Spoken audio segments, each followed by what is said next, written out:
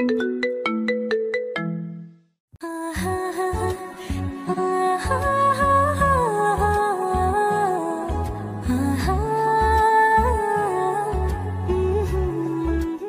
আমাকে কেন শুধু শুধু মারছো? আমি তো কিচ্ছু করি নাই। মা, তুমি কিছু রাফি ভাইকে বলছো না কেন? আমাকে শুধু শুধু মারছে। আপু, তুই কিছু বল। রাফি ভাই, এই ধর্ষককে আরো মারো। ওর বেঁচে থাকার কোনো অধিকার নাই। আমার এখনো বিশ্বাস করতে কষ্ট হচ্ছে শাহরিয়ার এটা করতে পারলো। রাফি ভাই আমাকে মারতে মারতে আধমরা করে ফেললো, আর আবার নাক মুখ দিয়ে রক্ত বের হতে লাগলো। তখনই বাবা আসলো। বাবা এসে কোনো কিছু বলল না। ওদিকে মা বাবাকে বলছে, কেউ কিছু জানার আগে আখির সাথে বিয়েটা দিতে হবে, না হলে মান সম্মান থাকবে না। পুলিশে দিতে চেয়েছিল ভাই, শুধুমাত্র ভাগিনা দেখে এখনো টিকে আছে। তুমি কাজে ডেকে আনো এখনই।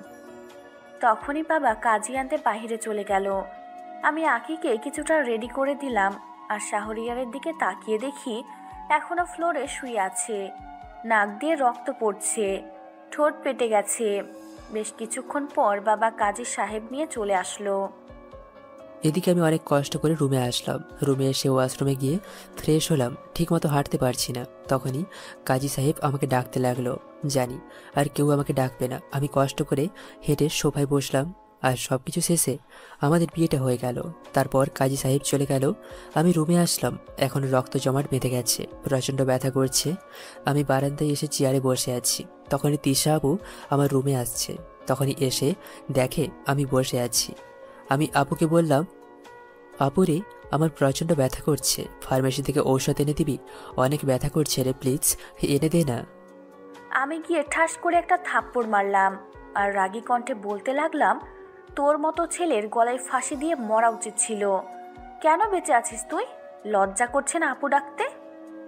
আপু, আমি এখন বলছি, তোরা সবাই আমাকে ভুল বুঝছিস। একদিন ঠিকই সত্যি কথাটা জানতে পারবি, কিন্তু সেদিন অনেক দেরি হয়ে যাবে রে। আমি আরেকটা থাপ্পড় মারলাম, আর এবার ঠোঁটে জমাট বাঁধা ফেটে যাওয়া রক্ত আবার রক্ত বের হতে লাগলো। আমি তারপর চলে আসি। এদিকে আমি সেখানেই বসে আছি আর বাইরের দিকে তাকিয়ে আছি। ছেলেটা সত্যিই কখনো চিৎকার দিয়ে কান্না করতে পারে না, কিন্তু ভেতরটা যদি কেউ বুঝতে পারতো তাহলে কখনো কষ্ট দিত না। এভাবে সময়টা পার হলো। আমি রাতের বেলায় রুমে আসলাম। খুব খিদে পেয়েছে, কিন্তু কেউ রাতের খাবার খেতে ডাকে নাই আমাকে। আমি নিজে থেকেই খাবার টেবিলে গেলাম। কষ্ট করে দেখি সবাই আমাকে রেখেই খাবার খাচ্ছে।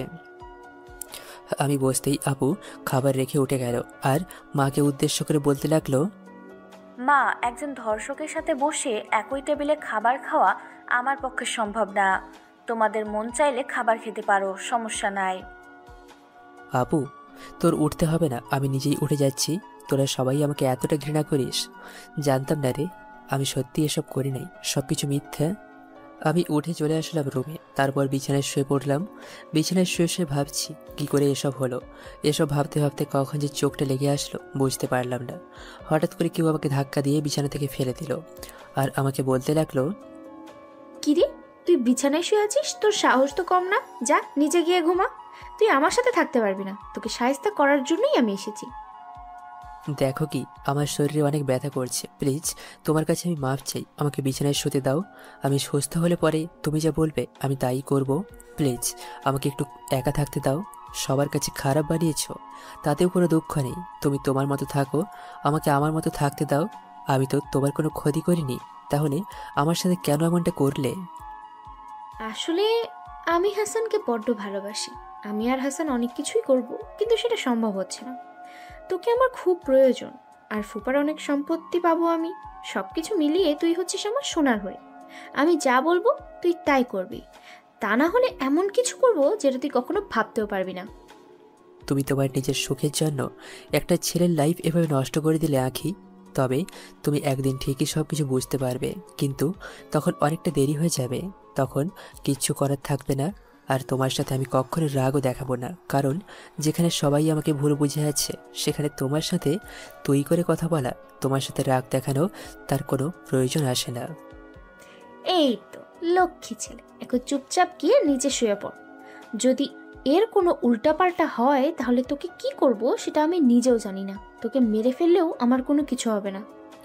আমাকে যে তুমি মিথ্যা অপবাদ দিয়েছ, এটা মৃত্যুর চেয়ে কম কিসের, বরং এটা মৃত্যুর চেয়ে অনেক বেদনাদায়ক।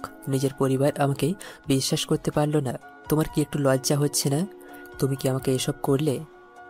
আমি এই কথা শুনে এসে শাহরিয়ারকে জোরে থাপ্পড় মারলাম আর লাথি দিয়ে নিচে ফেলে দিলাম। তারপর দেখতে পেলাম শাহরিয়ারের ঠোঁট দিয়ে অনেক রক্ত বের হচ্ছে। ওর প্রতি আমার কোনো ফিলিংস নেই, কেমন যেন ওকে সহ্য হয় না আমার।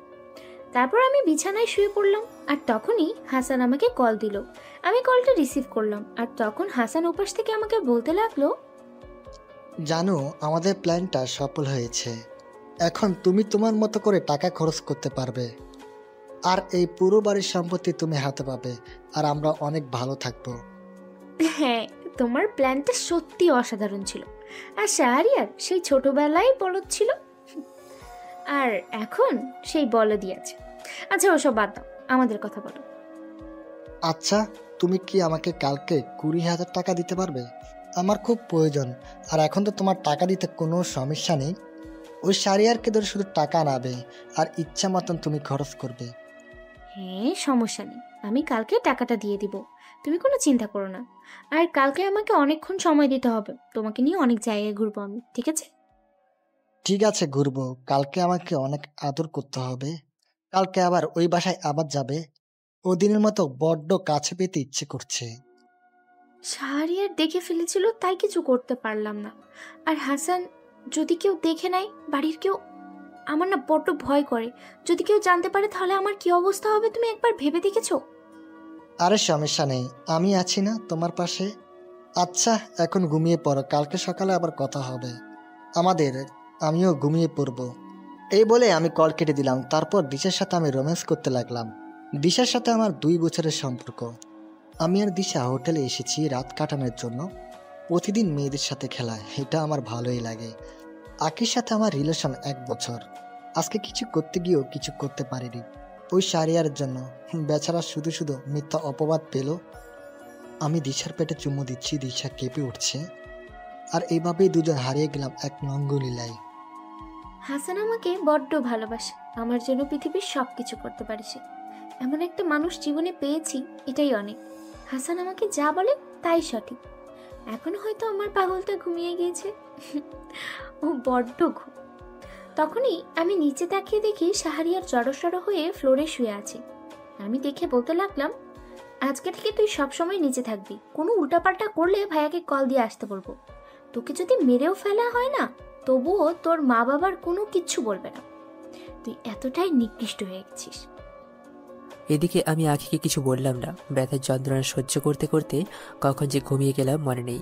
সকালবেলা ঘুমিয়ে আছি, হঠাৎ কে যেন আমার উপর এক বালতি পানি ঢেলে দিল। আমি লাফ দিয়ে উঠে বসলাম, আর দেখি আখি বালতি হাতে নিয়ে দাঁড়িয়ে আছে। আমি উঠতে যাব, কিন্তু উঠতে পারছি না। শরীরে এখনও প্রচণ্ড পরিমাণে ব্যথা। তবু আমি কষ্ট করে বসে ওয়াশরুমে চলে আসলাম। আর ওয়াশরুমে এসে ফ্রেশ হয়ে রুমে আসলাম। খুব খিদে পেয়েছে, খিদের জন্য ঠিকমতো চলতে পারছি না। আমি খাবার টেবিলে আসলাম নাস্তা করার জন্য। এসে দেখি একটা রুটি পড়ে আছে, তার মানে সবাই আগেই খেয়ে নিয়েছে। আমি চেয়ারে বসে রুটি আর সবজি খেতে লাগলাম। তখনই তিশা আপু দেখে ফেললো, আর দেখে মাকে শুনিয়ে শুনে বলতে লাগলো, মা দেখো দেখো, একটা ধর্ষক আপনাদের টেবিলে খাবার খাচ্ছে। আসলে ওর কখনো শিক্ষা হবে না, দেখেছো? একটুও লজ্জা নেই। আল্লাহই জানে আমরা কি কখনো সেভ পারবো না। আপু তুই এটা বলতে পারলি? তোর মুখ দিয়ে এই কথাটা কি করে বের হলো? তুই নিজের ভাইকে এসব বলছিস? তোর কি বুকে একটু বাঁধলো না? আমি কি এতটাই খারাপ হয়ে গেলাম তোদের কাছে? তোকে যদি ক্ষমা না করতাম তাহলে এতক্ষণে পুলিশে তুলে দিতাম। তোর ভাগ্য ভালো যে এখনো তোকে পুলিশে দেয়নি। মামা আমাদের মুখের দিকে চেয়ে তোর নামে মামলা করেনি। আমি বাইরে চলে আসলাম। বাইরে এসে একটা ফার্মেসিতে গিয়ে ওষুধ নিলাম, আর পকেটে হাত দিয়ে দেখি 500 টাকাই আছে। আমি 150 টাকা বিল দিয়ে রাস্তায় ফুটপাথ দিয়ে আনমনে হাঁটছি। তখনই দেখতে পেলাম হাসান একটা মেয়েকে বাইকে করে নিয়ে পার্কের দিকে যাচ্ছে। আমাকে দেখে হাসান মুচকি হেসে দিল। আমি মাথা নিচু করে নদীর পাড়ে যাচ্ছি, ওখানে হয়তো বসে থাকলে একটু ভালো লাগবে। আমি নদীর পাড়ে চলে আসলাম। নদীর পাড়ে এসে বসে আছি। দুপুর পর্যন্ত সেখানেই বসে রইলাম। দুপুরবেলা বাসায় ফিরছি, তখনই একটা কম্পিউটারের দোকানের সামনে সাইনবোর্ড দেখতে পেলাম। সাইনবোর্ডে বড় বড় করে লেখা, এখানে সেনাবাহিনীতে আবেদন করা হয়, এটা দেখে আমি কম্পিউটারের দোকানে গেলাম আর গিয়ে জিজ্ঞেস করলাম আবেদনের শেষ তারিখ কবে। দোকানদার বলল আরও 3 দিন বাকি আছে। কারণ আমি চলে আসলাম বাসায় এসে সার্টিফিকেটগুলো খুঁজতে লাগলাম। তখন দেখি তিশা মা আঁখি মিলে কাগজ পড়াচ্ছে। কাগজগুলো দেখেই বুঝতে বাকি রইল না এগুলোই আমার সার্টিফিকেট। আমি গিয়ে আগুন নেভাতে লাগলাম আর মাকে বলতে লাগলাম, মা তুমি আমার এত বড় ক্ষতিটা কেন করলে? আমার সার্টিফিকেটগুলো কেন পুড়িয়ে দিলে? আমি জীবনে কিছু করতে পারবো না মা, তুমি আমার এত বড় ক্ষতিটা কেন করলে? মা একদম ঠিক কাজটাই করেছে। তোর মতো ধর্ষকের এসব সার্টিফিকেট দিয়ে চলে না, এসব তোকে দিয়ে মানায় না। তুই রাস্তায় রাস্তায় কুত্তার মতো মরবি। ঈশা সবগুলো আবার পুড়িয়ে দিয়ে সব সার্টিফিকেট দিয়ে কিছু হবে না। আমি রুমে গেলাম, আমাকে কেউ ডাকতে আসবি না এই বলে আমি রুমে চলে আসলাম। রুমে এসে শুয়ে পড়লাম। আমার ভাবতেও কষ্ট হচ্ছে, আমার ছেলে এটা করতে বলল। কত স্বপ্ন ছিল ছেলেটাকে নিয়ে, সে কিনা একটা নিকৃষ্ট কাজ করলো। আপু তুই এই কাজটা একদম ঠিক করিসনি। তুই আমার জীবনটা শেষ করে দিয়েছিস। তোর আমাকে কত অপমান করিস সেটা কোনো কিছু আমি মনে করি না, কিন্তু আমার সার্টিফিকেটগুলো কেন পুড়িয়ে দিয়েছিস? এই সার্টিফিকেটগুলো কি দোষ করেছিল? তিশা আপু কোনো কথা না বলেই চলে গেল। আমিও রুমে চলে আসলাম। রুমে এসে দেখি আঁখির ফোনে কথা বলছে, হয়তো হাসানের সাথে ফোনে কথা বলছে। আমি আর কিছু বললাম না। আমি চুপচাপ ওয়াশরুমে চলে গেলাম আর গোসল করে বের হলাম। তারপর খাবার টেবিলে গিয়ে দেখি মাত্র রান্না করেছে। আমি খাবার খেতে লাগলাম। খাবারটা প্রায় শেষ, তখনই কোথা থেকে আপু আসলো। আর আপু এসে খাবারটা ফেলে দিল আর আমাকে রাগী কণ্ঠে বলতে লাগলো, তোর কি কোনো লজ্জা শরম নেই? তুই এই বাড়ির খাবার খাচ্ছিস কেন? নিজে কাজ করে খা। আমি একটা ধর্ষকের জন্য খাবার রান্না করি নাই। আমি এ কথা শুনে বাইরে চলে আসলাম। বাইরে এসে কলেজের দিকে যাচ্ছি। তারপর কলেজে এসে স্যারের সাথে দেখা করলাম আর স্যারকে বললাম যে সার্টিফিকেটগুলো হারিয়ে গিয়েছে, এখন এগুলো কিভাবে তুলতে পারি। তখন স্যার আমাকে বলতে লাগলো, তুলতে পারবো, কিন্তু 2000 টাকা লাগবে, কম্পিউটারের খরচ আছে, সাইন করাতে হবে। নতুন করে আমি রাজি হয়ে গেলাম। আর তখন স্যারকে বললাম, স্যার আপনি আপনার টাকা দিয়ে এগুলো তুলে দিন, তারপর আমি আপনার কাছ থেকে টাকা দিয়ে এগুলো নিয়ে যাব। আমার এগুলো কালকের মধ্যে লাগবে। স্যারের সাথে আরও কিছু কথা বলে ফোনের দোকানে চলে আসলাম।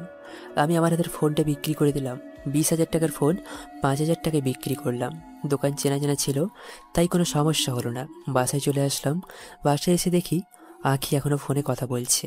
আমাকে দেখে আঁখি এপাশ থেকে বলতে লাগলো, হাসান, তুমি পার্কে এসে ওয়েট করো, আমি রেডি হয়ে 10 মিনিটের মধ্যে আসছি। আর টাকাটা নিয়ে এসেছি। মাকে বলেছিলাম টাকা লাগবে, তাই দিয়েছে। এই কথা শুনে হাসান কিছুটা খুশি হলো। তারপর কল কেটে দিলাম। আমি রেডি হতে লাগলাম। রেডি হচ্ছি আর শাহরিয়ার এদিকে তাকিয়ে দেখি বারান্দায় বসে আছে। ইচ্ছে হলো একটা ঝাড়ি দিয়ে আসি। আমি ওর কাছে এসে অনেক জোরে একটা থাপ্পড় মারলাম। শাহরিয়ার আমার দিকে জিজ্ঞাসার দৃষ্টিতে তাকিয়ে আছে। আমি বলতে লাগলাম, কিরে এখানে বসে আছিস কেন? আমার জন্য চা বানিয়ে আন, আমি এখন বাইরে বের হব। এই কথা শুনে শাহরিয়ার উঠে রান্নাঘরে যেতে লাগলো। ঠিকমতো হাঁটতে পারছে না। এদিকে আমি রেডি হতে লাগলাম।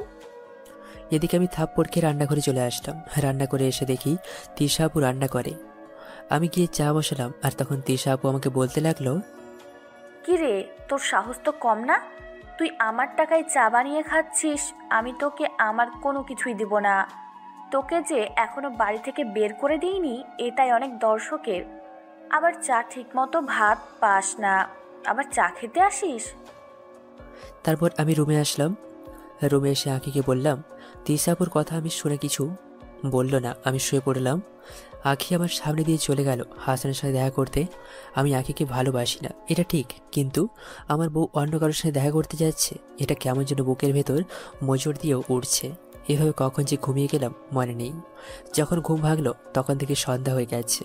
আমি বের হয়ে দেখি আঁখি এখনও আসে নাই। কাউকে জিজ্ঞাসা করতে পারছি না, যদি আপনার অপমান করে। তবুও মায়ের রুমে গেলাম। মাকে গিয়ে জিজ্ঞেস করলাম, মা আঁখি দুপুরবেলা আমি বের হয়েছিল, কিন্তু এখনও বাসায় ফেরেনি, আর কি কোথাও গেছে? তোমাকে কি বলে গেছে? আমি জানি না। আর তুই আমার সাথে কথা বলবি না। আর কোনোদিনও যদি আমার সাথে কথা বলিস তাহলে আমার মরা মুখ দেখবি, কথাটা মনে রাখিস। এই কথা শুনে আমি চোখ মুছতে মুছতে বাইরে চলে আসলাম। বাইরে এসে দোকানে গিয়ে চা খাচ্ছি। তেমন কোনো বন্ধু বান্ধব নেই যে মন খুলে কথা বলতে পারবো। যেগুলো ছিল সেগুলো বিভিন্ন জায়গায় চলে গেছে। এখন সময় দেখতে পেলাম বাবা বাসার দিকে যাচ্ছে, আমার দিকে একবার চেয়ে আর তাকালো না। আমিও চা খেয়ে বাসায় ফিরছি। বাসায় ফিরে দেখি বাবা চেঁচামেচি করছে। বুঝতে পারলাম আমাকে বকা দিচ্ছে। আমি চলে আসলাম রুমে, এসে পড়তে বসলাম, কিন্তু বাবা মাকে বকা দিয়ে যাচ্ছে, আমি শুধু সহ্য করছি। হ্যাঁ জানি এখানে আমি কোনো কথা বলছি না, আর বললেও কেউ বিশ্বাস করবে না। হ্যাঁ তাই কোনো কথা বলেও লাভ নেই। তারপর আমি আমার মতো করে পড়তে লাগলাম। বুঝতে পারলাম আঁখি হয়তো তাদের বাসায় চলে গেছে। একটা বার আমাকে জানানোর প্রয়োজন মনে করলো না, আর আমাকে জানাবেই বা কেন? আমি তার কে? এভাবে সময়টা পার হলো। রাতের খাবার খেতে খাবার টেবিলে আসলাম, এসে দেখি সবাই খাচ্ছে, আমিও চুপচাপ বসে পড়লাম, কিন্তু কেউ খাবার এগিয়ে দিচ্ছে না। আমি নিজে নিজেই খাবার নিলাম আর খাবার খাচ্ছি, কিন্তু আপু আবার সেই অপমান করতে লাগলো। খাবার খাওয়ার সাথে সাথে অপমানগুলো সহ্য করলাম, কিছুই করার নেই। খাওয়াটা শেষ করে রুমে চলে আসলাম। রুমে এসে শুয়ে পড়লাম, আর শরীর ক্লান্ত থাকায় কখন যে ঘুমিয়ে গেলাম মনে নেই। সকালবেলা এমনিতেই ঘুমটা ভেঙে গেল, আর ঘড়ির দিকে তাকিয়ে দেখি সকাল 10:30 বাজে। আজকে আমি এতক্ষণ ঘুমালাম, তারপর উঠে ফ্রেশ হয়ে নিলাম, আর খাবার টেবিলে গিয়ে দেখি কোনো কিছু নেই। আমি আর কিছু বললাম না, আমি আমার মতো বাইরে চলে আসলাম। বাইরে এসে সোজা কলেজে চলে গেলাম। কলেজে এসে স্যারের সাথে কথা বললাম, আর স্যারকে 2000 টাকা দিলাম। উনি টাকা নিতে চাইলো না প্রথমে, কিন্তু আমি জোর করে টাকাটা দিলাম। তারপর সার্টিফিকেটগুলো নিয়ে কম্পিউটারের দোকানে আসলাম। দোকানে এসে আবেদন করলাম। পরীক্ষার বাকি আরও 5 দিন। একটা হোটেল থেকে নাস্তা করে নিলাম। তারপর আমি বাসায় চলে আসলাম। বাসায় আসতে দুপুর হয়ে গেল। আমি এসে দেখি বাসায় মেহমান আসছে। জানি না মেহমানগুলো কেন আসছে। একটু পর বুঝতে পারলাম তিশা আপুকে হয়তো দেখতে আসছে। তিশা আপু আগে থেকে একটা ছেলেকে পছন্দ করতো, এটা আমি জানি। আমি সবাইকে সালাম দিয়ে রুমে চলে আসলাম। আমি আসাতে হয়তো বাবা মা তিশা আপু কেউ খুশি হয়নি, আর একটু পরেই আসলে হয়তো ভালো হতো। আমি রুমে এসে ফ্রেশ হয়ে নিলাম, তারপর বই নিয়ে বিছানায় বসে পড়তে লাগলাম। এভাবে সময়টা পার হলো। কিছুক্ষণ পর ওরা চলে গেল। আমি খাবার টেবিলে আসলাম, আর তখন তিশা আপু আমাকে বলতে লাগলো, তোকে বাসায় এই সময় আসতে হলো, আর একটু পরে আসতে পারলি না? তোর মুখ দেখাও যে পাপ। এখন তো ঠিকই খেতে চলে আসছিস, এভাবে বেকার থেকে যে খাচ্ছিস লজ্জা করছে না? আসলে তোর কোনো কথা গায়ে লাগে না, গায়ে লাগলে এতক্ষণে কিছু একটা হয়ে যেত। আপু তুই আমাকে কী সব বলছিস? আমি কি তোর ভাই না? আমি কি তোর বিয়েতে থাকতে পারি না? তো কি আজকে দেখতে আসছে? আমাকে অন্তত বলতে পারতি। আমরা এখন তোকে আমাদের পরিবারের একজন মনে করি না। বাবা মা আমি তোকে ত্যায্য পুত্র করেছে, তবুও তো এখানেই আছিস শুধুমাত্র আখির কারণে। আপু তোকে আমি এখন আর কিছু বলবো না। আমারও একদিন সময় আসবে, সেদিন তোরা সবাই মিলে কান্না করবি আর পাগলের মতো আমাকে খুঁজবি, কিন্তু কোনো লাভ হবে না। আমি এই বলে খাবার খেতে লাগলাম। খাবারটা শেষ করে রুমে চলে আসলাম। রুমে এসে শুয়ে শুয়ে পড়তে লাগলাম, আর তখনই কেউ ঝড়ের গতিতে এসে আমার গালে একটা থাপ্পড় মারলো। এটা আর কেউ নয়, এটা হচ্ছে আখি। আখি আমাকে এসে বলতে লাগলো, তোকে আমি বলেছিলাম না তুই কখনো বিছানায় উঠবি না? তোর মতো ফকিরের বিছানায় ওঠা মানায় না। তুই সব সময় নিচে থাকবি। তোকে যে নিচে থাকতে দিয়েছি এটাই তো অনেক। আর পড়াশোনা করছিস? পড়াশোনা করে কোনো লাভ নেই। তোর সার্টিফিকেটগুলো না পুড়িয়ে দিয়েছি আমি। তোর জীবন আমি নষ্ট করে দেব। আত্মহত্যা ছাড়া কোনো পথ থাকবে না তোর। আসলে আমার ভুল হয়ে গেছে, আর কখনো আমি বিছানায় উঠবো না। আর এটা মনে রাখিস যে এটা আমার বিছানা ছিল। তোকে সম্মান দিয়ে কথা বলেছি দেখে তোর অনেক বার বেড়ে গেছে, তুই আমাকে হুকুম করিস। এই বলে আমি আখিকে একটা থাপ্পড় মারলাম। আমার অনেক রাগ উঠে গেল, আর কত সহ্য করব আমি।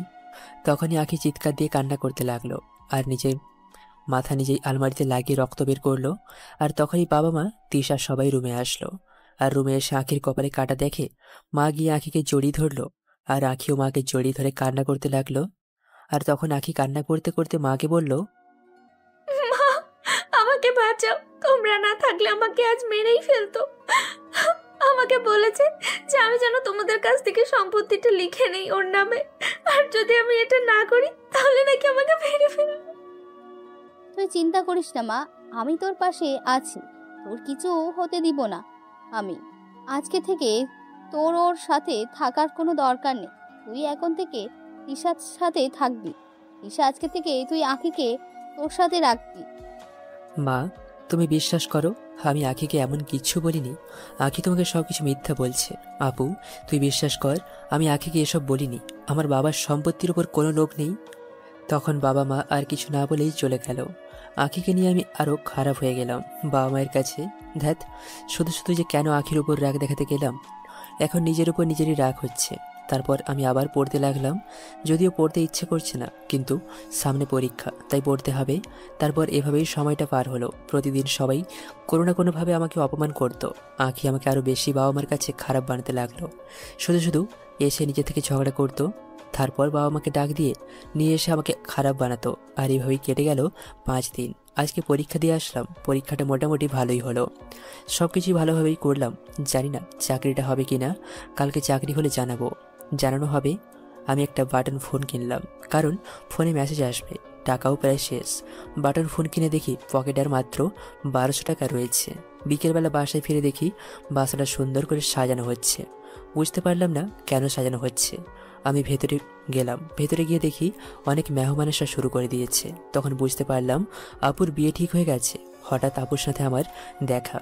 আপু তার রুমের দিকে যাচ্ছিল, আর আমাকে দেখে আপু বলতে লাগলো, তুই আমার বিয়েতে কারোর সাথে কথা বলবি না, আমার সামনে আসবি না, আমি তোর মুখ দেখতে চাই না। আজকে আমার গায়ে হলুদ, আমি চাই না তুই সবার সামনে আয়, তোর মুখ আমি দেখতে চাই না কখনো। আপুর কথাটা শুনে কেন যেন মনে হচ্ছে কেউ আমার বুকের ভেতর তীর মেরেছে। তারপর আমি ওখানে চলে আসলাম, রুমে চলে এসে দরজা বন্ধ করে দিলাম।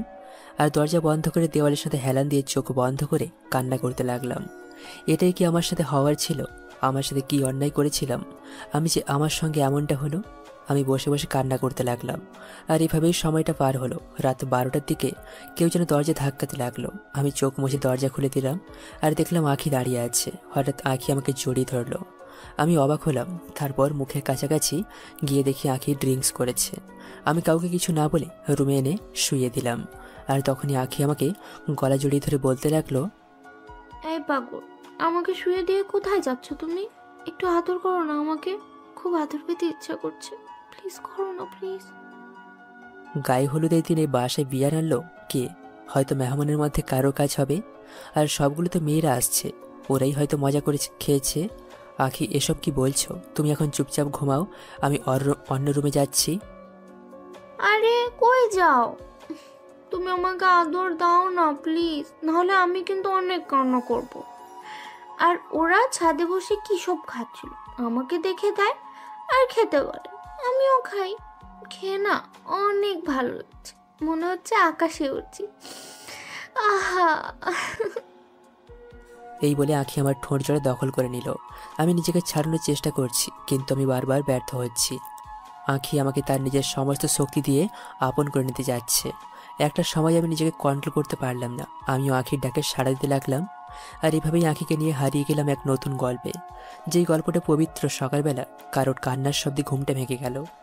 আমি চোখ মেলে দেখি আমি আঁখির বুকের উপর শুয়ে আছি, কারো শরীরে কোনো কাপড় নেই। আমাকে জেগে দেখে আঁখি আমাকে বলতে লাগলো, তুই আমার এত বড় সর্বনাশ করতে পারলি? তোর কি ক্ষতি করেছিলাম আমি? শেষ পর্যন্ত তুই নিজের অধিকারটা নিয়ে নিলি, একটা বার আমার মতামত নেওয়ার প্রয়োজন মনে করলি না। তোকে আমি কোনোদিন ক্ষমা করব না।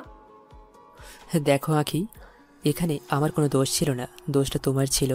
তুমি এত রাতে ওই মেয়েগুলোর সাথে বিয়ার খেয়েছিলে, তারপর তুমি অন্য রুমে হয়ে যাও। আর আমার উপর আমি আর বললাম না, থেমে গেলাম।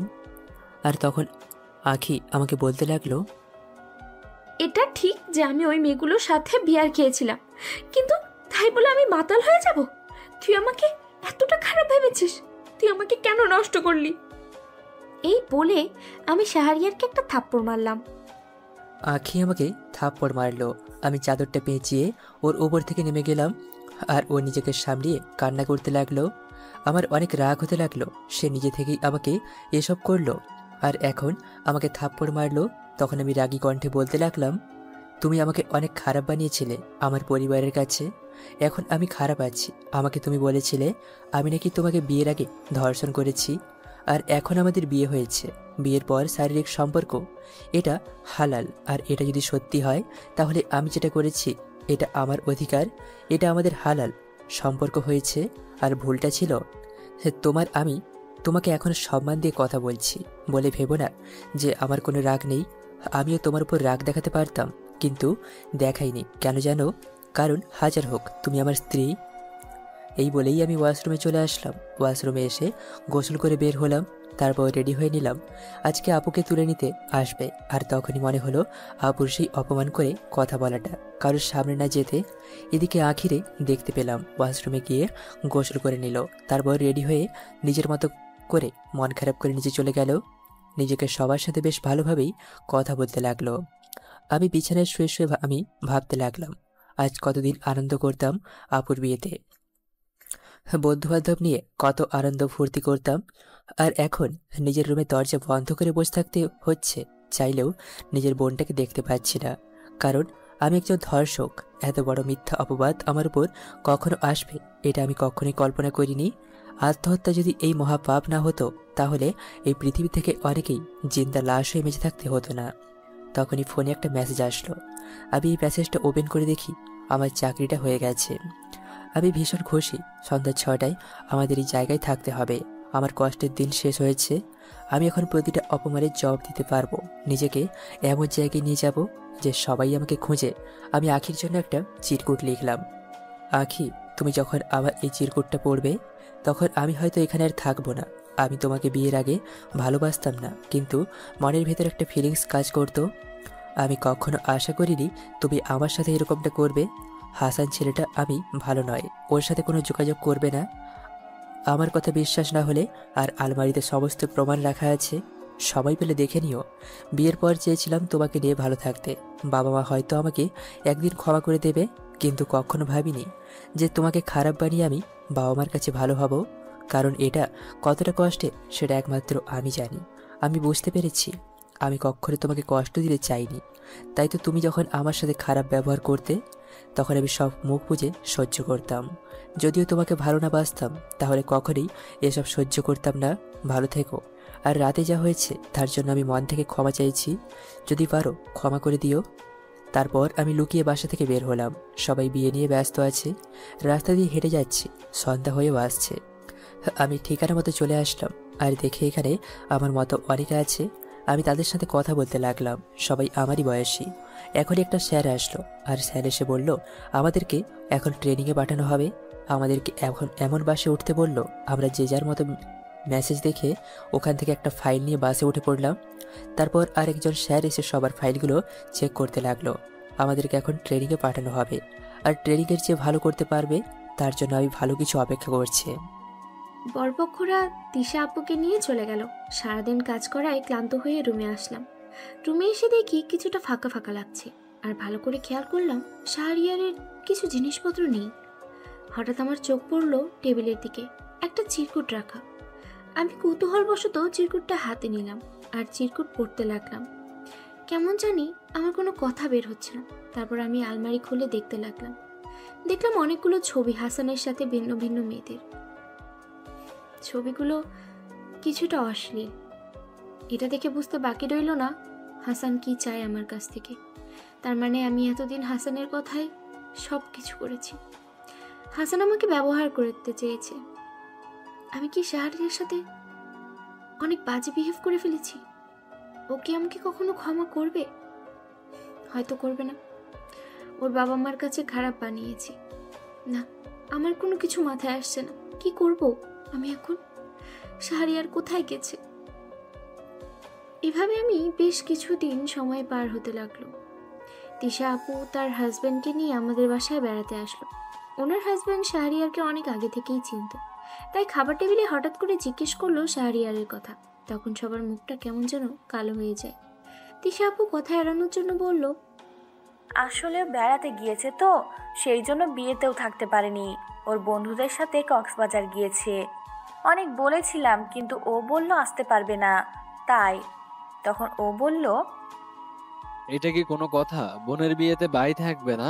আমাকে তুমি কি বোঝাতে চাচ্ছ? আমি শাহরিয়ার সাথে দেখা করতে চাই। ও কোথায় আছে আমাকে বলো, আমি নিজে গিয়ে ওর সাথে দেখা করব। আমি একটু খুব ভালো করেই চিনি, ও খুব নীরব প্রকৃতির একটা ছেলে। আরে সত্যি বলছি, এখানে কোনো মিথ্যে বলছি না। ও কক্সবাজার গিয়েছে বন্ধুদের সাথে। আমি আর মা অনেক বলেছি, কিন্তু আসেনি। তুমি বিশ্বাস করো। না, তিশা যা বলছে তা কি ঠিক? আপনি অন্তত আমার কাছে কিছু লুকাবেন না। কি হয়েছে আপনি তো আমাকে অনেক আগে থেকেই চিনেন, তাহলে বলতে সমস্যা কি? আর আখি, তুমি তো আগে সালোয়ার কামিজ পরতে, এখন শাড়ি পরে আছো যে? না মানে এমনি, মাঝে মাঝে শাড়ি পরতে ভালো লাগে। আর আপনি আসলেন না, আপনার সাথে কথা বলতে হবে না, সেই জন্যই আর কি শাড়ি পরলাম। তোমরা কি কোনো কিছু আমার কাছ থেকে লুকাচ্ছ? প্লিজ আমার কাছ থেকে লুকাও না, সত্যি একদিন না একদিন বের হয়ে আসবে, ঠিক আছে? সবাই খাওয়ার খাও। এভাবে দেখতে দেখতে বেশ অনেক দিন কেটে গেল। মাঝে মাঝে তিশাকে নিয়ে বাসায় ঘুরতে যাই। 3 মাস পর একদিন অফিসে বসে কাজ করছি, আর তখনই আমার ফোনে একটা কল আসলো। আমি ফোনটা হাতে নিয়ে দেখি তিশা কল দিয়েছে। আর তখনই তিশা আমাকে বলতে লাগলো, তুমি কোথায়? তাড়াতাড়ি বাসায় আসো, আমাদেরকে হাসপাতালে যেতে হবে। আখিকে নাকি হাসপাতালে ভর্তি করা হয়েছে, তুমি একটু তাড়াতাড়ি আসো। এ বলে আমি কল কেটে দিলাম আর রেডি হয়ে নিলাম।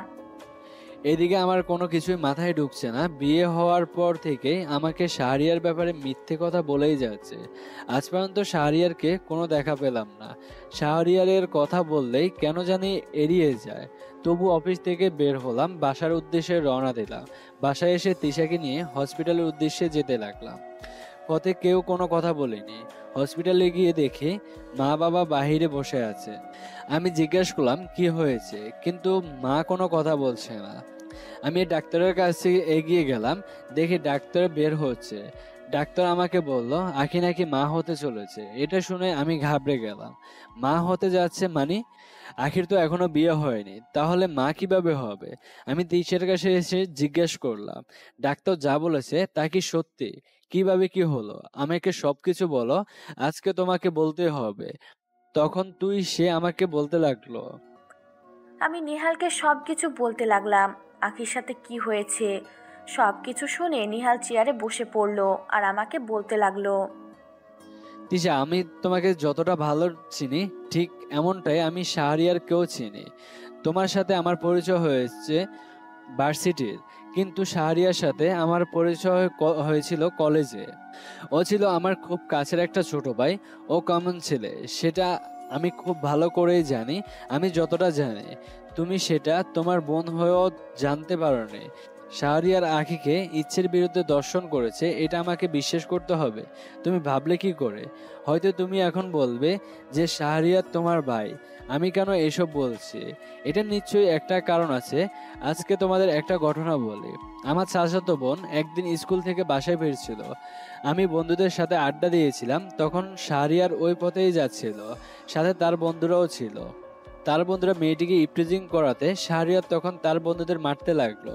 আমি সেটা দূর থেকে তাকিয়ে তাকিয়ে দেখছি, আর দেখতে পেলাম শাহরিয়ার আমার বোনের ব্যাগটা রাস্তা থেকে তুলে হাতে দিল, তারপর চলে আসলো। এরকম আরো অনেক ঘটনা আমার জানা আছে। আমি জাস্ট তোমার কাছে এইটা বলছি। আমি এটা বিশ্বাস করি না। আখিকে ডাকো, আখি নিশ্চয়ই সবকিছুই জানে।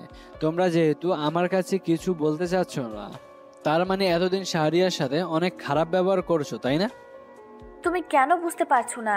শাহরিয়ার একজন ধর্ষক, তো তার সাথে আমরা ভালো ব্যবহার করব এটা তুমি কিভাবে চিন্তা করতে পারো? আর তোমার এসব নিয়ে মাথা ঘামানোর কোনো দরকার নেই। চলো বাসায় চলো। আখির পেটে সন্তানটা শাহরিয়ারের, এটা তো সত্যি। আখির পেটে সন্তান, সে হারে হারে, এটা আমি বুঝতে পারছি। ডাক্তারও তাই বলছে, ডিএনএ টেস্ট করে কিন্তু আমরা জানতে হবে শাহরিয়ার কি আখিকে দর্শন করেছিল নাকি এর মধ্যে কোনো কাহিনী আছে। এটা আমি আজ না হয় কাল ঠিকই জানতে পারবো, কারণ সত্য কোনোদিন চাপা থাকে না। এদিকে আমি ট্রেনিংয়ে আছি। দেখতে দেখতে পার হয়ে গেল 2টা বছর। এই 2টা বছর পরিবারের সাথে যোগাযোগ করিনি, যোগাযোগ করার প্রয়োজন মনে হয়নি। যারা আমাকে চায় না তাদেরকে আমি শুধু শুধু কেন বিরক্ত করব? এখন আমি সেনাবাহিনীর মেজর পদে আছি, পড়াশোনাও শেষ আছে, নিজের শহরে ফিরছি। এই শহরে আসার কারণ অন্যটা একটা অপারেশন আছে, সেই জন্য আগের মতো দেখতে আর এখন খেদ নাই। অনেকটা উন্নতি হয়েছে আমার। আমি এসে অফিসে চলে আসলাম। অফিসে এসে বসে ফাইলগুলো দেখতে লাগলাম। হঠাৎ একটা লোকের ছবি দেখে আঁতকে উঠলাম, কারণ ছবিটার কারণ হয়। ছবিটা হলো হাসানের সন্ত্রাসী। ওর নামে বিভিন্ন থানায় মামলা করা হয়েছে, কিন্তু পুলিশ তার কোনো ব্যবস্থা করতে পারছে না, তাই বাধ্য হয়ে সেনাবাহিনীকে দায়িত্ব দেওয়া হয়েছে। আর সেই দায়িত্বটাই আমার উপরে এসে পড়েছে। আমি গাড়ি দিয়ে হাসানের ঠিকানায় যাচ্ছি, শরীরে সেনাবাহিনীর পোশাক। আর তখন হঠাৎ করে রাস্তার একপাশে দেখতে লাগলাম আখির মতো কাউকে, একটা বাচ্চা সাথে, মাও আছে নাকি, দেখে অনেক ভালো লাগলো। আমি গাড়িটা সাইড করতে বললাম, আর তাদের রাস্তা পার হওয়ার দিকে তাকিয়ে রইলাম। ওরা আমার সামনে দিয়ে রাস্তা পার হচ্ছে, কিন্তু কথা বলতে গিয়েও কথা বলতে পারছি না। কেন জানি মনের মধ্যে একটা ভয় কাজ করছে। আখির কোলে আমি পিচ্ছি বাচ্চাটার দিকে তাকিয়ে দেখি বাচ্চাটা দেখতে অনেকটা কিউট, ইচ্ছে করছে এক্ষুনি কোলে নেওয়ার জন্য। আমি চোখের পানি আর ধরে রাখতে পারলাম না। তারপর ড্রাইভারকে বললাম যেতে। আমি হাসানের গোডাউনের সামনে এসে নামলাম আর ভেতরে গেলাম, আর সবাইকে বললাম চারপাশে ঘিরে নিতে। আমি ভেতরে এসে দেখি অনেকজন মিলে ক্যারাম খেলছে। আমাকে দেখে সবাই ঘাবড়ে গেল, আর একজন আমাকে মারতে আসলো। আমি ওদের সবাইকে মারতে লাগলাম, আর যখনই ভেতর থেকে কেউ বেরিয়ে আসলো, আরও দেখি এটার কেউ নয়, এটা হাসান। হাসান আমাকে এসে বলতে লাগলো, কি রে, তুই এখন সেনাবাহিনীতে আছিস? বাবা, তোর এত উন্নতি হয়ে গেছে কিভাবে? আমি তো তোর লাইফটা হেল করে দিয়েছিলাম, তবুও তুই কিভাবে এতটা উন্নতি করলি? তোর কি মনে হয় সামান্য তোর কারণে আমি শেষ হয়ে যাব? তুই তো এখন আমার কাছে 2 টাকার মাস্তান। দেখ ভাগ্যের কি নির্মম পরিহাস, তুই আমার সাথে এসব করলে, আর তোকে মারার জন্য আমাকে ওপর থেকে অর্ডার দেওয়া হয়েছে। তুই আমার কিছুই করতে পারবি না। তুই জানিস না আমি তোর কি করতে পারি। একটা ফোন দিলে পুরা শহরের পোলাপান চলে আসবে। তোদের মতো সেনাবাহিনী আমার কিছুই করতে পারবে না। তোর কি মনের মধ্যে একটু ভয় কাজ করছে না? তুই একজন ওই সেনাবাহিনীর অফিসারের সামনে এসে কথাগুলো বলছিস, আর এটা খুব ভালো করেই জানিস আমরা কাউকে ছেড়ে কথা বলি না। আর কি বললি, পুরো শহরের পোলাপান চলে আসবে? নিয়ে আয়, ফোন দে। আমি এখানে একাই আছি। সরকার আমাকে ট্রেনিং দিয়ে সব কিছু দিয়ে তৈরি করেছে, শুধুমাত্র তোদের মতো খারাপ লোকদের দুনিয়া থেকে বিদায় করার জন্য, যেন তোদের কারণে সাধারণ মানুষের কোনো ক্ষতি না হয়। দেখ, আমাদের মাঝে যা হয়েছে তা সব কিছুই ভুলে যা। তোর কত টাকা চাই আমাকে বল, আমি তোকে অনেক টাকা দিব। যা কখনো তুই চাকরি করে কামাতে পারবি না, সারা জীবন বসে বসে খেতে পারবি, আমার কোনো ক্ষতি করিস না। তোর জন্য আমি আমার পরিবার ছেড়েছি রে। তোর জন্য আমি আমার বাবা মার কাছে খারাপ হয়েছি। তোর জন্য আখি আমার সাথে এসব করেছে। তোকে কি করে ক্ষমা করি বল? তোকে যদি আমি এখন ক্রস ফায়ার করে মেরে ফেলি, তবু আমার কোনো জবাবদিহি করতে হবে না, আর আমি সেটাই করব। আমি তোকে এখন মেরে ফেলবো। তোর জন্য আমি অনেক কষ্ট সহ্য করেছি। চেয়েছিলাম তোকে আমি এভাবে মারবো, কিন্তু সেটা আর করতে হলো না। আমাকে দায়িত্ব দেওয়া হলো, আর এখন আমি আইডের মাধ্যমেই তোকে আমি মারবো। এই বলে আমি হাসানকে মারতে লাগলাম, আর হাসানও আমাকে মারতে আসলো, কিন্তু আমার সাথে পারলো না। তারপর আমি গুলি করে দিলাম। একের পর এক হাসানের বুকের গুলি করে যাচ্ছি। হাসান কাটা মুরগির মতো ছটপট করতে করতে মারা গেল। তারপর আমি সিয়ামকে ডাক দিয়ে বললাম লাশটা ক্যাম্পে পাঠিয়ে দিচ্ছি, আর সবাইকে অ্যারেস্ট করে নিতে। এই বলে আমি গাড়িতে চলে আসলাম, আর তখনই দেখতে পেলাম নেহাল ভাই এদিকে যাচ্ছে। গাড়ির দরজা খোলা, তাই দেখাই যাচ্ছে। বিকালবেলা অফিস শেষ করে বাসায় ফিরছিলাম। আজকে গাড়িটা নষ্ট হয়ে গেছে, তাই বাধ্য হয়ে রিক্সায় করে ফিরছিলাম। হঠাৎ সেনাবাহিনীর গাড়ির সামনে দেখতে পেলাম শাহরিয়ার মতো কেউকে দেখা। আমি এই রিক্সা মামাকে থামাতে বলে তারপর ভালো করেই দেখি, হ্যাঁ এটাই শাহরিয়ার। আমি রিক্সা থেকে নেমে দৌড়ে শাহরিয়ার কাছে গেলাম, আর গিয়ে শক্ত করে জড়িয়ে ধরতে লাগলাম।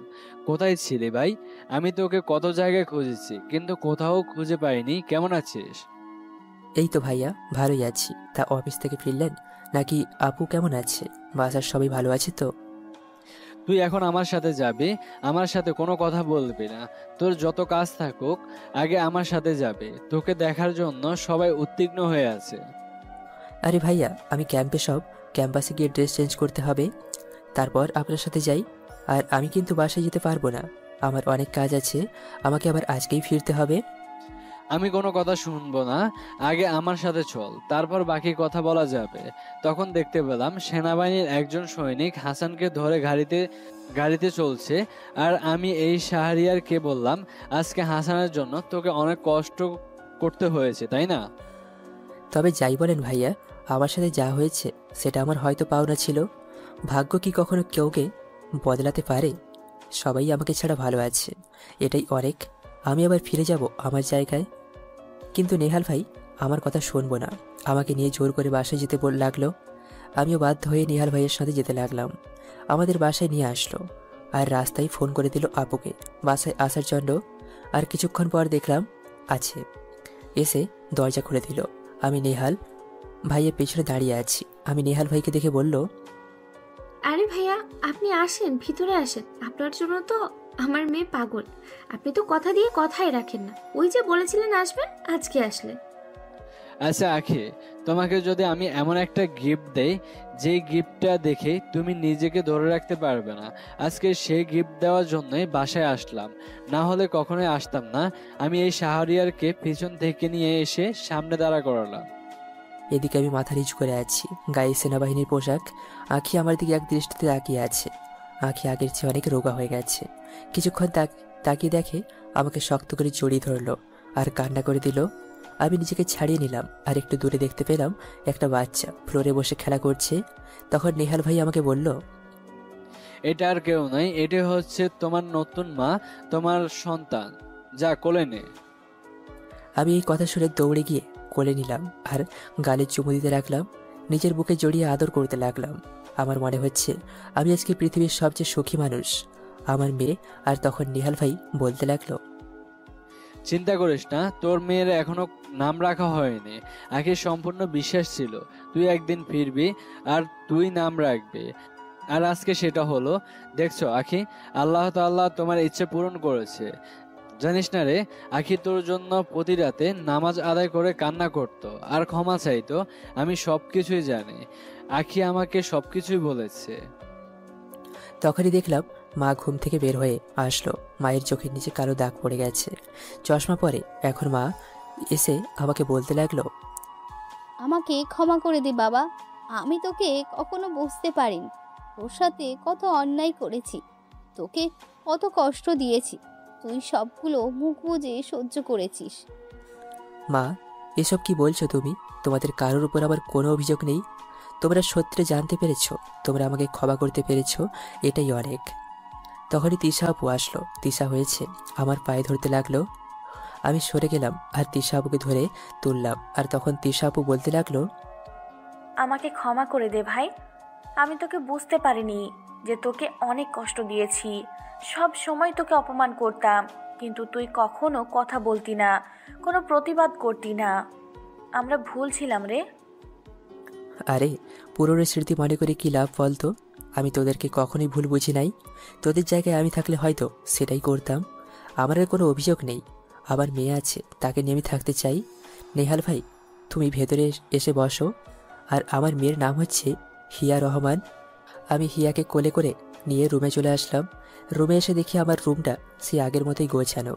এখানে হয়তো আখির হিয়াকে নিয়ে থাকতো, তাই রুমটা বেশ গোছানো। আমি হিয়ার সাথে দুষ্টুমি করতে লাগলাম। তারপর হিয়াকে বিছানায় বসিয়ে আমি ফ্রেশ হতে চলে আসলাম। ফ্রেশ হয়ে কে নিয়ে বারান্দায় এসে বসে আছি। আর তখন আখি আমার কাছে এসে বলতে লাগলো, হিয়াকে খাবার খাওয়ানো লাগবে, তুমি আসো, খাবার খেয়ে নাও। আর দেখো, আলমারিতে তোমার কাপড় চোপড় রাখা আছে, ড্রেস চেঞ্জ করে নাও। আমি কোনো কথা বললাম না, হিয়াকে আখির করে দিয়ে দিলাম। আর তখন আখির চোখের দিকে তাকিয়ে দেখি সে নীরবে কান্না করছে। আমি আলমারি থেকে টি শার্ট আর প্যান্ট নিয়ে ওয়াশরুমে চলে আসলাম। তারপর চেঞ্জ করে রুমে আসলাম। আর রুমে এসে দেখি আখি হিয়াকে খাইয়ে দিচ্ছে। হিয়া আমার দিকে তাকিয়ে আছে। আমি গিয়ে কোলে তুলে নিলাম আর দুষ্টুমি করতে লাগলাম। আর এভাবে সময়টা পার হলো। আখি হিয়াকে আমার কাছে দিয়ে চলে গেল। আমি হিয়াকে নিয়ে বারান্দায় বসে রইলাম। আর তখনই আমার ফোনে কল আসলো। আমি ফোনটা হাতে নিয়ে দেখি স্যার কল দিয়েছে। আমি স্যারের সাথে বেশ কিছু সময় কথা বললাম। তারপর দেখি সন্ধ্যা হয়ে গেছে। আমি রুমে এসে শুয়ে পড়লাম। হিয়াকে আমার বুকে শুয়ে ঘুম পাড়িয়ে দিলাম। আর এভাবে আমিও যে কখন ঘুমিয়ে গেলাম মনে নেই। হঠাৎ আমার ঘুম ভাঙলো কারোর ডাকে।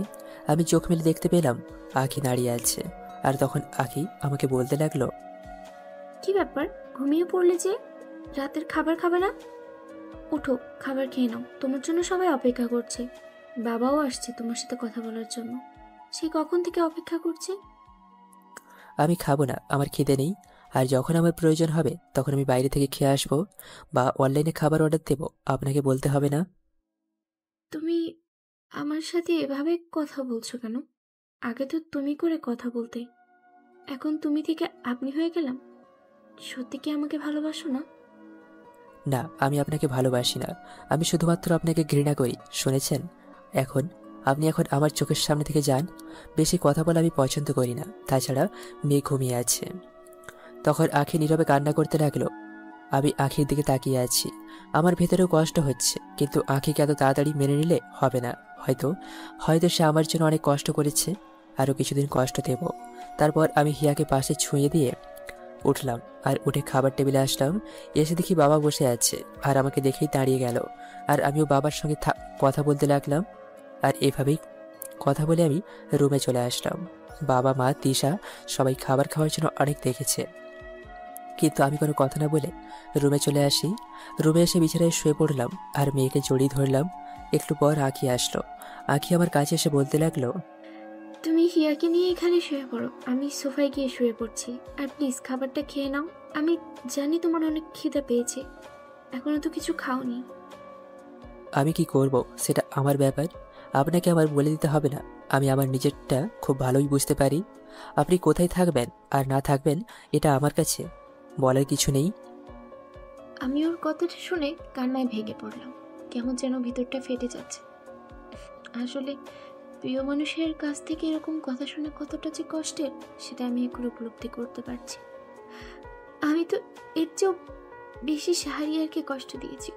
শাহরিয়ার তো কখনো আমাকে কিছু বলেনি।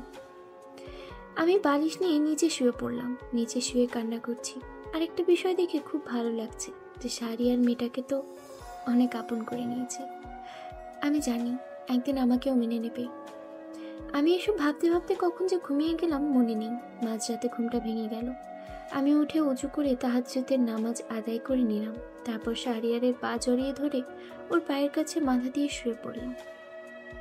কতটা কষ্ট দিয়েছি আমি মানুষটাকে। আমি জানি শাহরিয়ার আমাকে অনেক ভালোবাসে, কিন্তু কখনো সে বলবে না। এদিকে আমি ঘুমিয়ে আছি আর মাঝরাতে হঠাৎ ঘুমটা ভেঙে গেল। ঘুম ভাঙতে দেখি কেউ কান্না করছে। ফোঁটা ফোঁটা জল আমার পায়ে এসে পড়ছে, আমার পাগুলো জড়িয়ে ধরে আছে। আমি বুঝতে পারলাম এটা আর কেউ নয়, এটা হচ্ছে আঁখি। আমি কিছু বললাম না, হিয়াকে নিয়ে আবার জড়িয়ে ধরে ঘুমিয়ে গেলাম। হিয়া আমার এখনো বুকের মাঝে আছে। সকালবেলা যখন ঘুম ভাঙলো তখন দেখি হিয়া আমার চুল ধরে টানাটানি করছে, একবার নাকে খোঁচা দিচ্ছে আর একবার মুখের ভেতর আঙুল দিয়ে। আমি হিয়ার কাণ্ড দেখে হেসে দিলাম আর জড়িয়ে ধরলাম। জড়িয়ে ধরে হিয়ার কপালে একটা আলতো করে চুমু দিলাম। তখনই দেখি আঁখি চা নিয়ে রুমে প্রবেশ করছে আর তখন আমাকে বলতে লাগলো, তুমি হিয়াকে আমার কাছে দিয়ে ফ্রেশ হয়ে চা খেয়ে নাও, আমি হিয়াকে খাইয়ে দিচ্ছি। আর নেহাল ভাইয়া তোমার জন্য বসে আছে। আমি ফ্রেশ হতে চলে আসলাম। ফ্রেশ হয়ে বের হলাম আর নেহাল ভাইকে দেখতে পেলাম সোফায় বসে আছে। আমি নেহাল ভাইয়ের পাশে বসলাম আর তখন নেহাল ভাই আমাকে বলতে লাগলো, শারিয়া, তোমার সাথে আমার কিছু কথা আছে, চলো ছাদে যাই। ছাদে গিয়ে দুজন মিলে গল্প করি। আজকে আর আমি অফিসে যাচ্ছি না। তারপর দুজন মিলে ছাদে চলে আসলাম আর শাহরিয়ারকে বলতে লাগলাম, শাহরিয়ার, আমি জানি তুমি এখনো আঁখিকে ভালোবাসো। তোমার সাথে যেটা হয়েছিল সেটা ভাগ্যের নির্মম পরিহাস ভেবেই বাদ দাও। তুমি চলে যাওয়ার পর আমি বেশ কয়েক মাস পর আমি জানতে পারি সত্যটা। তখন থেকেই আঁখির পরিবর্তন লক্ষ্য করে। আঁখি তোমার জন্য সব সময় কান্না করত, কেমন যেন মুখের হাসিটা ছিল না। আমার কথা বিশ্বাস না হলে তুমি তোমার বোনকে জিজ্ঞেস করতে পারো। ও খুব কাছ থেকে আঁখিকে দেখেছে। যা হয়েছে সবকিছু ভুলে আবার আপন করে নাও। জি ভাইয়া, দোয়া করবেন আমাদের জন্য। আর আমাকে এই শহরে ট্রান্সফার করা হয়েছে। আমি ট্রান্সফারটা কেন নিয়েছি জানেন? শুধুমাত্র আমার মেয়েটার জন্য। আচ্ছা, এসব কথা বাদ দাও। তা তুমি আমার আগেই বাবা হয়ে গেলে, চিন্তা করো না, আমিও খুব তাড়াতাড়ি বাবা হয়ে যাব। এই তো আর কয়েক মাস বাকি। তাই নাকি? তা এই সুসংবাদটা আগে আমাকে দেবেন না? জানি না ভাই, আমি হাসানকে নিজের হাতে শাস্তি দিতে পেরে অনেক ভালো লাগছে।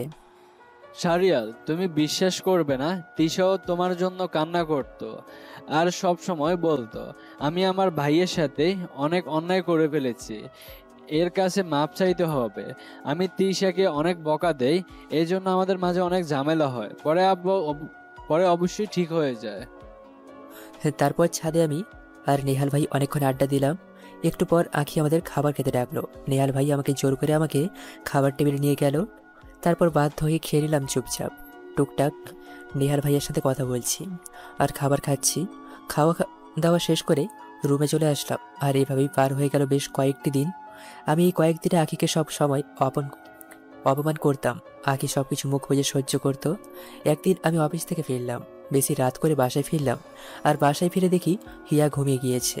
আর তখন আঁখি আমাকে বলতে লাগলো, তুমি ফ্রেশ হয়ে আসো, আমি তোমার জন্য খাবার দিচ্ছি। খাবার টেবিলে যেতে হবে না, আমি খাবার এখানেই আছি। প্লিজ এভাবে না খেয়ে থেকো না। আমি রাগে আখিকে ধাক্কা মারলাম দেয়ালে। আখি তাল সামলাতে না পেরে দেওয়ালে ধাক্কা খেলো আর কপাল থেকে রক্ত বের হতে লাগলো। তবুও আখি কোনো কিছু বলল না। আমি ফ্রেশ হতে চলে গেলাম। তারপর বের হয়ে এসে দেখি আখি এভাবেই কাজ করছে, কপাল থেকে রক্ত বের হচ্ছে। আমি আলমারি থেকে ব্যান্ডেজ আর তোলা নিয়ে ওর কাছে গেলাম, গিয়ে ব্যান্ডেজ করে দিলাম। তারপর এভাবেই শুয়ে পড়লাম। আর তখন আখি আবার পা জড়িয়ে কান্না করতে করতে বলতে লাগলো, আমাকে ক্ষমা করে দাও। নিজেকে আর কত কষ্ট দিবে?